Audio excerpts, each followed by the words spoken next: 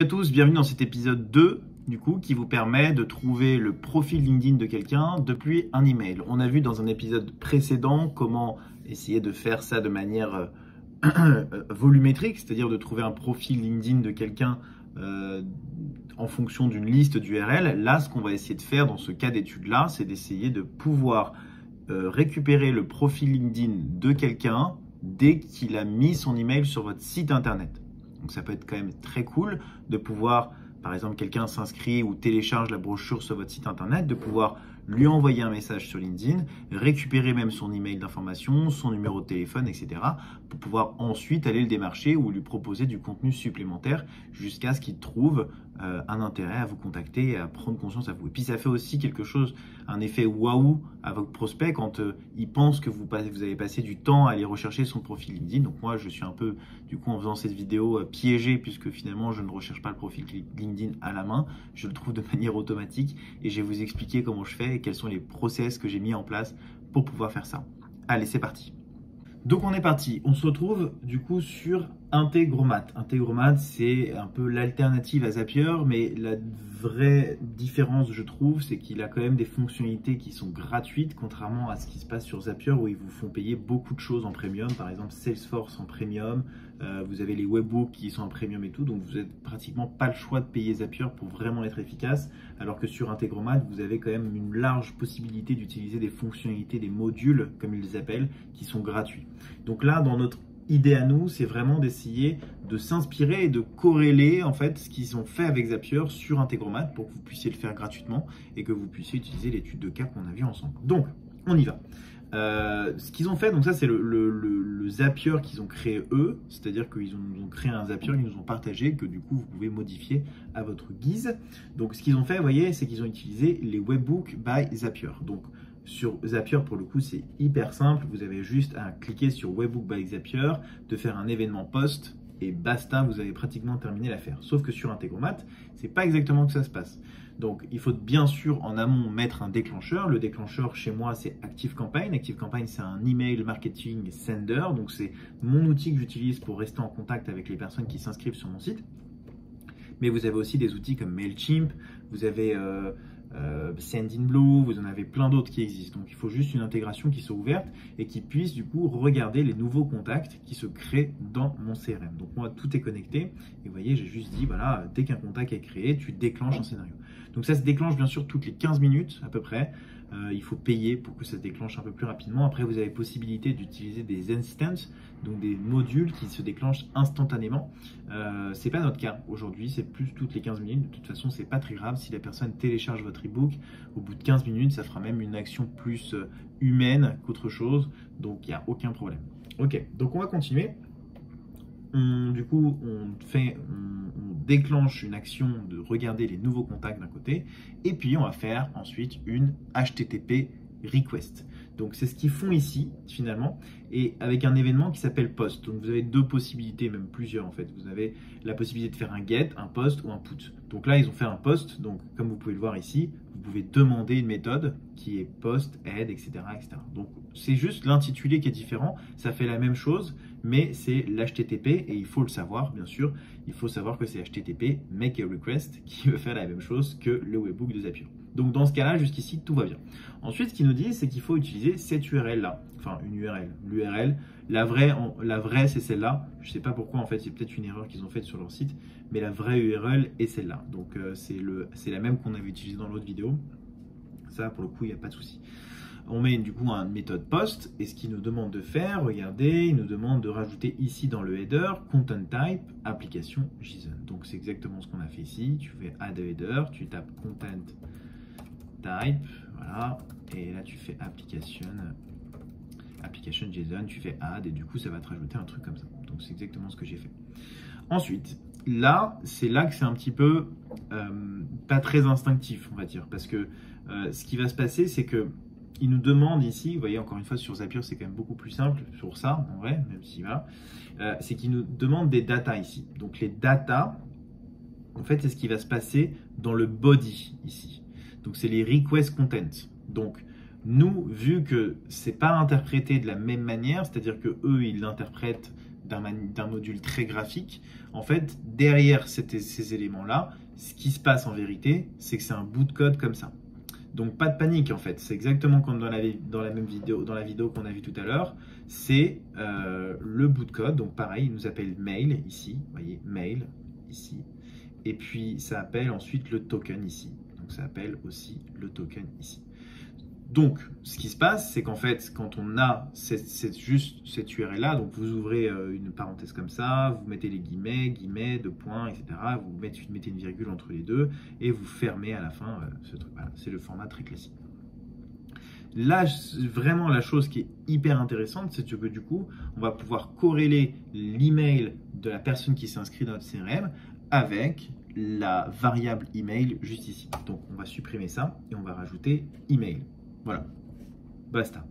On met juste email et puis du coup là ici c'est notre token. Je ne sais pas si vous avez vu dans la dernière vidéo, mais en tout cas on avait généré un token en utilisant l'extension Chrome qu'on avait installée. Donc si vous n'avez pas téléchargé l'extension Chrome de Visum, je vous invite à revenir sur la première vidéo que j'avais faite sur ça, qui est ici. Du coup vous cliquez là et en fait ça va copier-coller automatiquement dans votre clipboard un token que vous allez devoir coller là où je vais vous le montrer, donc juste ici. Donc il va falloir supprimer tout ce qui est entre guillemets, comme ça, voilà, et vous collez ici. Ok, donc vous mettez OK, tout est bon. Et puis ensuite, ce qui va se passer, c'est que, en fait, et c'est là encore l'étape supplémentaire par rapport à Zapier, c'est que cet HTTP va envoyer le même bout de code en JSON finalement. C'est pas aussi graphique qu'ici. Ce ne sera jamais aussi graphique qu'ici. C'est-à-dire que là, il demande directement de continuer et d'update automatiquement le contact.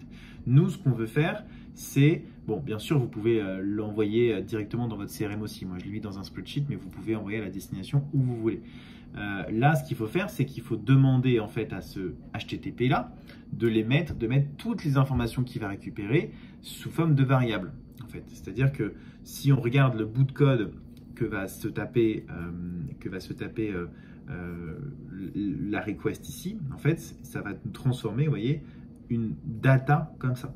Ça veut dire que ça va être plein d'informations qui seront sous forme de JSON et du coup, qui vont pas du tout être hiérarchisées. Donc en fait, ça va, si vous faites ça sans mettre cette étape-là, en fait, ça va envoyer toute la data sur une seule ligne.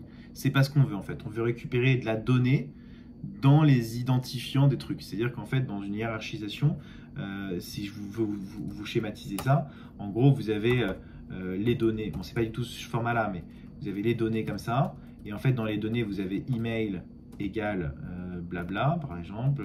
Voilà. Hop. Ensuite, vous avez le prénom, tac, égale Kevin. Nana. Voilà. On va s'arrêter là. Et en fait, là, voilà, du coup, et ça se ferme, en fait, à la fin.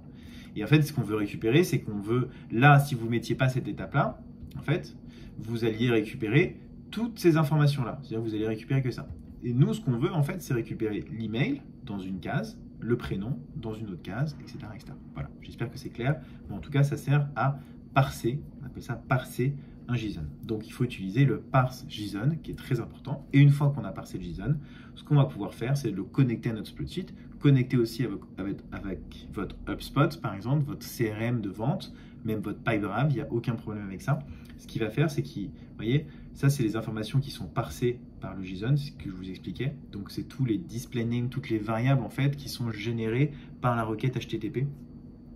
Mais du coup, j'aimerais juste vous montrer, en fait, ce qui se serait passé si j'enlève le parse ici. Vous voyez, en fait, là, j'arrive là, et ce qui se passe, c'est que les données, j'ai plus que ces données-là récupérées là, data, ici.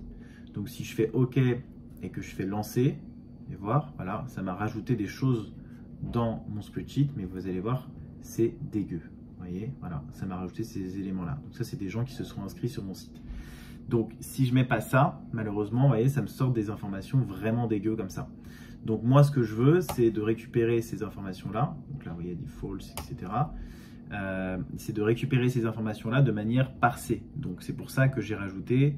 Donc là, je vais juste supprimer ce module et je vais rajouter le JSON ici. Et ce qu'on veut, c'est parse JSON. Et donc, on va, comme je vous l'avais montré, hein, utiliser la structure qu'on avait ici. Hop, générateur, hop, save, et on va l'appeler kev2, kev1, et hop, JSON string, et donc du coup on récupère data là, fait OK.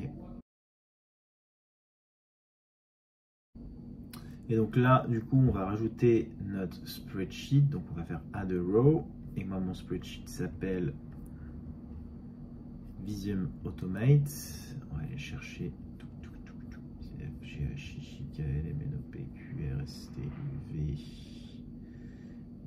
Visium Automate, c'est là. Voilà, et donc du coup, on sélectionne la feuille 1. Et donc là, on va pouvoir sélectionner le email. L'email, on peut le mettre, du coup, on peut le récupérer ici. Hein. Le prénom first name, le nom last name, le degré, connection degrees. On va regarder ensuite F, on va regarder company name, tac, région, country, hop. Et puis surtout, ce qui est très important, c'est le LinkedIn URL. Alors moi, je vais le mettre en colonne A. Voilà, hop, H. Voilà. Et donc du coup, alors il y a juste un élément quand même qu'il faut faire attention, c'est que si l'API rencontre une erreur, c'est-à-dire que si quelqu'un depuis son email n'a pas son profil LinkedIn ajouté, ça va être problématique parce qu'il va y avoir des erreurs. Donc là, je suis pratiquement sûr qu'on va avoir une erreur. On va tester. Mais ouais, on va tester. Hop. Ok, donc là il va plus me lancer. Donc ça arrive assez fréquemment. Je ne sais pas exactement pourquoi, mais c'est le truc un petit peu chiant. Avec, on va du coup, on va faire save comme ça et on va aller dans notre scénario et on va tout simplement dupliquer. Voilà. Pour que je vous montre, parce qu'on a dû faire sûrement trop de tests. Voilà, hop.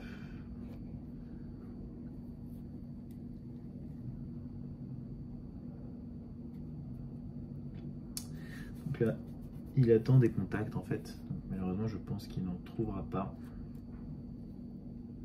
Moi, quelqu'un s'inscrive sur mon site maintenant. N'hésitez pas d'ailleurs à vous inscrire tout de suite. Mais ah, c'est bon, il m'en a trouvé.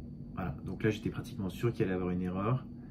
Et donc en fait, ce qu'il faut faire, c'est qu'il faut envoyer les catch erreurs comme ça. Et donc du coup, normalement, ça devrait être bon.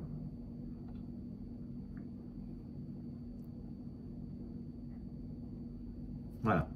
Donc vous voyez, en fait, il y a effectivement 3 personnes qui ne l'a pas trouvé. Ah, voilà, il est en train de m'enrichir mon spreadsheet. Il y en a 5 qui ne l'a pas trouvé sur les 10. Donc s'il y a une erreur, soit vous le mettez dans un nouveau spreadsheet, soit vous l'envoyez ailleurs. Bon, en tout cas, voilà, et si on revient sur notre spreadsheet, vous voyez bien, j'ai des nouvelles personnes qui se sont rajoutées juste là. Voilà.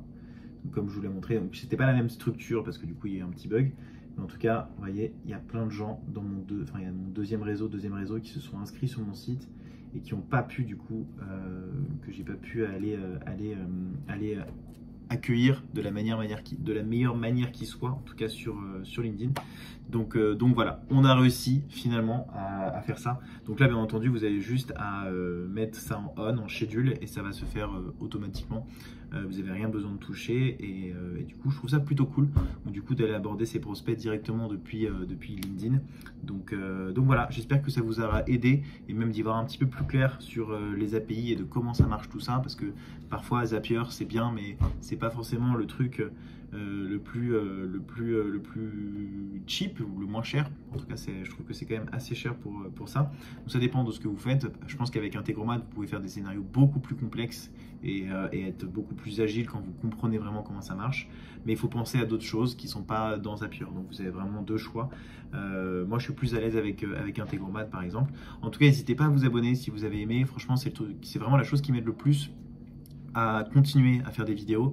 Donc voilà, ça me ferait vachement plaisir même de laisser un petit commentaire ou de me donner votre avis sur tout ça, comment vous avez utilisé toutes ces méthodes. Donc je vous donne rendez-vous dans une prochaine vidéo et puis je vous souhaite une très bonne journée. Salut!